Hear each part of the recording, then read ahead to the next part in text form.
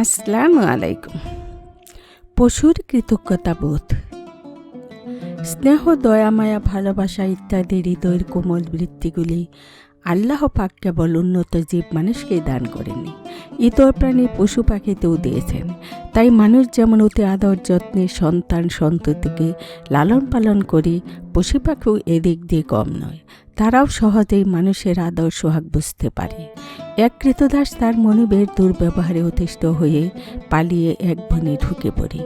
বনের ভিতর দিয়ে পথ চলতে চলতে সে দেখতে পেল একটি সিংহ এক স্থানে স্থির হয়ে তার দিকে একটি পা বারবার উঠিয়ে কী যেন ইশারা করছে। সে সিংহটিকে অসুস্থ মনে করল। সিংহের ইশারায় সে সাহসে বুক বেঁধে আস্তে আস্তে সিংহের কাছে গেল। সে দেখল সিংহের পায়ে একটি বড় কাঁটা বিঁধে রয়েছে, ফলে পাটি ফুলে গেছে। সে পা থেকে কাঁটাটি বের করল, তারপর পথ চলতে লাগল। এর কিছুদিন পর পলাতক কৃতদাসটি ধরা পড়ে গেল, আর ওই সিংহটিও ধরা পড়েছে। ধৃত সিংহটি একটি সার্কাস পার্টির হাতে এসে পড়ল। যে শহর থেকে লোকটি পালিয়েছিল, সার্কাস পার্টিও ওই শহরে এলো সার্কাস দেখাতে। শহরের বিচারক মণ্ডলী পলাতকের অপরাধের শাস্তি হিসাবে ওই সিংহকে দিয়ে তাকে বক্ষণ করানো স্থির করল। তাহলে এটি একটি দৃষ্টান্ত হবে, যাতে আর কোনো কৃতদাস এভাবে পালিয়ে না যায়। বিচার ব্যবস্থা নির্মম মনে হলেও সে যুগে সেটি মোটেই নির্মম ছিল না।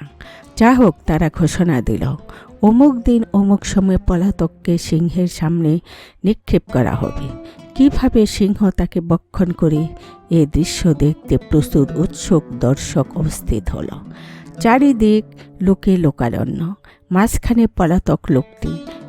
এখন সিংহটিকে শিকল লাগিয়ে খাঁচা থেকে ছেড়ে দেওয়া হলো। সবাই ভাবছিল ছাড়া পেয়ে সিংহটি আক্রমণাত্মকভাবে দৌড়ে তাকে শেষ করে দেবে, কিন্তু এ কি! সবাইকেই বিস্মিত করে সিংহটি তাকে খেল না, বরং পলাতককে সে সঠিকভাবেই চিনল। সেই তার পা থেকে কাঁটা বের করে দিয়েছিল।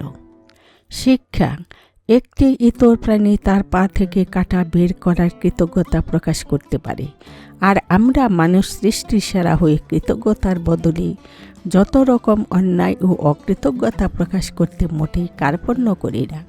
এটা কি আমাদের চরিত্র হওয়া উচিত? আসসালামু আলাইকুম।